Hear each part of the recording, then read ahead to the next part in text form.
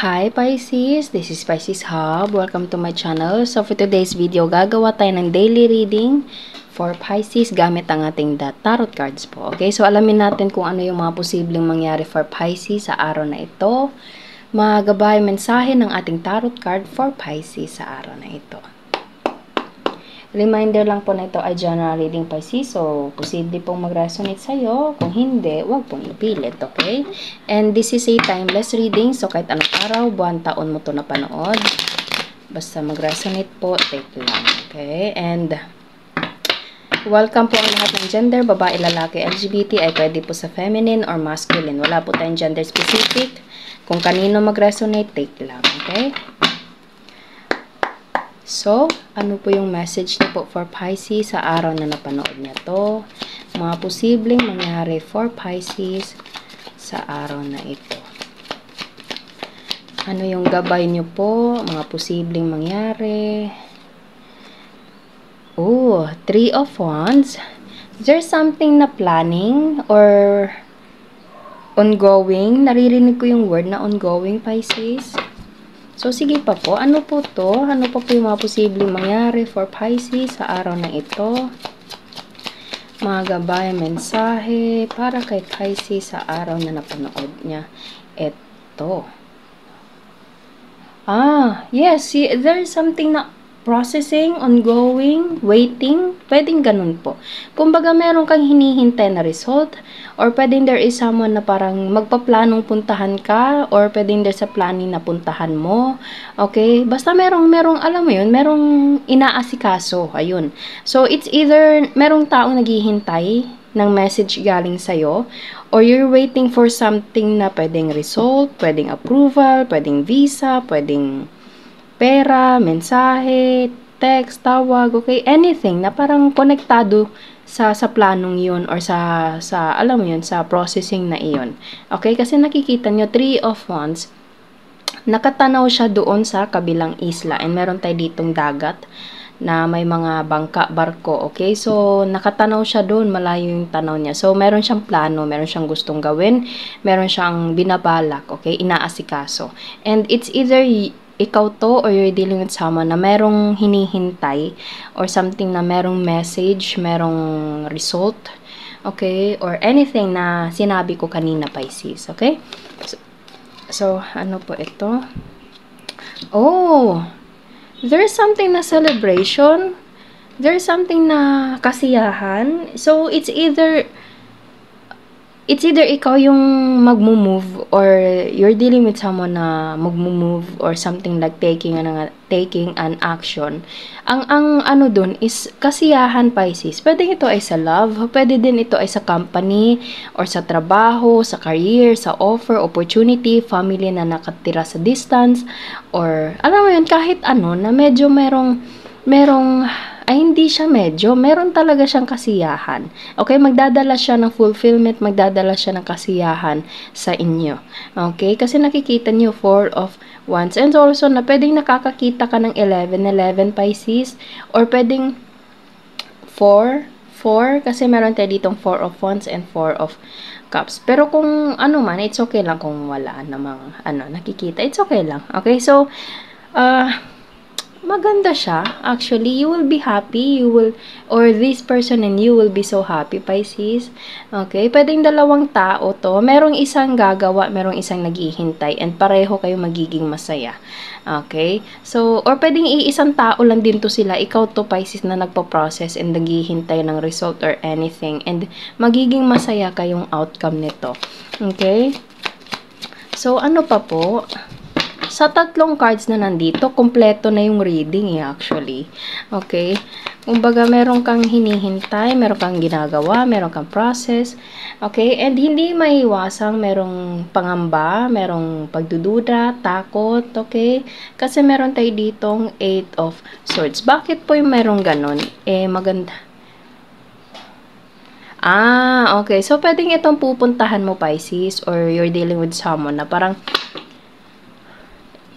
he or she or you are over in your head. Okay, kumbaga madalas nag-iisip and yung isip na yon is pwedeng nakakakos ito ng stress na iniisip na iyon, okay? Kasi meron tayo ditong 8 of Swords.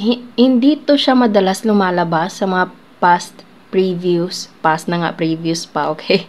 So, previous mga videos natin, Pisces, hindi to siya madalas lumalabas. Pero ngayon, lumabas siya. So, ibig sabihin, merong something na overthinking, okay? May mga, alam mo yun, yung mga pag-alanganin, okay?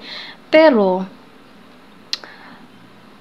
merong itong something na itutuloy, i-work out, ganun, okay? Although merong alanganin, it's okay, it's so normal kung itong location na ito, itong processing na ito, is sobrang bago sa'yo, kumbaga first time, it's so normal lang pong makaramdam ng ganito, okay? Pero wag hayaang mag-slip ito sa kamay mo, okay? And i-work out mo ito kasi malaki yung advantage mo dito and you will be so happy kung ano man ito. Pwedeng ito ay mayroong connection sa trabaho po, okay? And hindi maiiwasan, Pisces, na alam mo yun, tawag nito?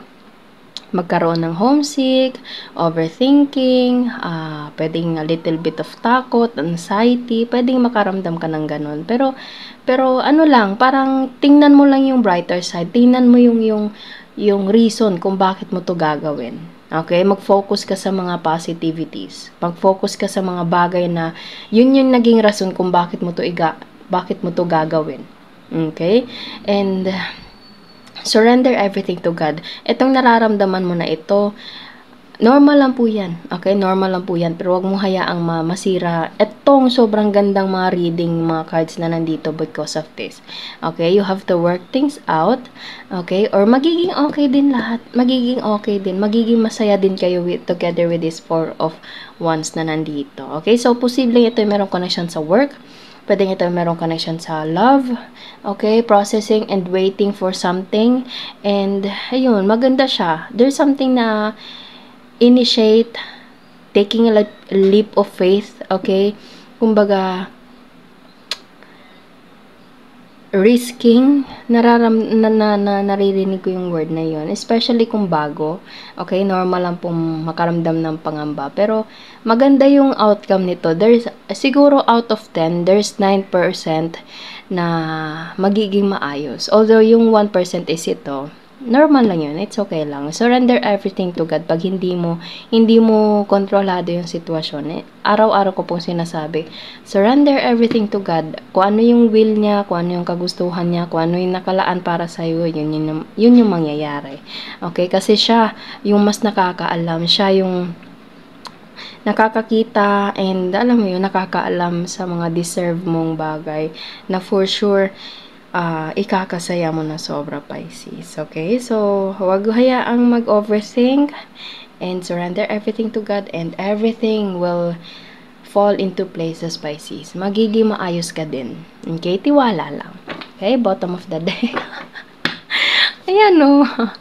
6 of Wands. Sobrang ganda. Sobrang ganda, Pisces, okay? Everything will be okay. Everything will be so happy. Everything. Kasi itong card na to is all about victory. Naririnig ko din yung word na all eyes on you. Okay? Pwedeng maraming tao yung makakakita sa victory or something na kasiyahan na darating sa buhay mo. Kasi nakikita nyo merong mga tao naglalakad sa gilid niya. And ikaw tong nakasakay sa puting kabayo na nandito. Okay? So, there's a lot of people na makakakita ng kasiyahan na darating sa'yo, Pisces, which is itong 4 of Wands. Okay? After this processing or waiting for something, lahat ng yun magiging maayos. Okay? Yung outcome nito, Pisces, out of 10, there's a 9% na magiging masaya ka.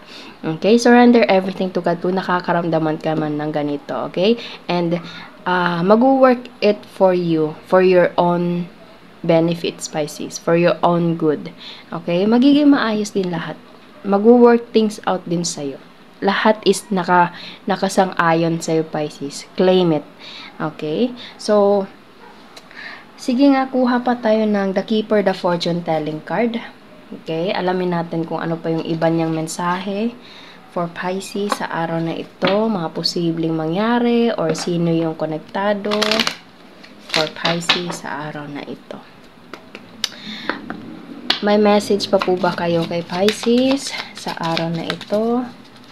Ang gabay, mensa. Oh, yes, there's a big possibility of getting married, Pisces, or in a long term, in a happy relationship. Okay, kasi marriage, nakikita nyo yan, and ito. Always kong sinasabi, pag nakikita ko to, there's a happiness and also there's a celebration or marriage. Ayan na, nakikita nyo. May hawak siyang bouquet. Sila dito, may hawak din siyang bouquet. Okay? So, there's a big possibility of love. Okay? Pero kung hindi naman, pwedeng ito ay long-term commitment for your work. Okay? For the abundance na nakalaan para sa'yo, naghihintay para sa'yo sa kung ano man tong pinaplano, pinaprocess niyo. Ay, wait. Oh, there's a thief. Yes, maraming taong nakatingin, maraming taong makakakita, Pisces. Okay, as long as you are confident, as long as kumbaga hindi ka basta maaapektuhan. Okay? Hindi sila magwawagi kung sino man itong mga taong nakapaligid, especially kung makikita kanilang thriving, Pisces, kumbaga nagsasucceed, okay, in a situation na you are in a victory, okay, victorious, parang ganun, okay. So, lahat ng mga magagandang bagay is nakalaan sa'yo in God's perfect time, okay. Kung meron ka mang takot, sinabi ko kanina, surrender everything to God. Wag mong i-stressin yung sarili mo para sa bagay na hindi naman nangyayari, Pisces, okay? And yung mga tao, pwedeng meron kang iniisip na pwedeng posible sa mga taong nakapaligid sa'yo, Pisces. Wag mo silang pansinin, okay? Lalo na kung wala naman silang, alam mo yun, parang malaking parte sa kung ano man yung ginagawa mo ngayon. Wag mo silang pansinin. Kung meron man silang gustong sabihin behind your back, then let go, hayaan mo sila, Pisces. Ang importante, mag-focus ka sa mga bagay na nakalatag na sa'yo. Okay? Yung pathway na nakalatag na, nakahanda na lakaran mo na lang, gawin mo yun. Okay? Huwag mong tingnan, huwag mong pakinggan yung mga taong bumubulong sa paligid mo na hindi naman nagbibigay ng magandang enerhiya sa'yo. Okay? So, focus on yourself.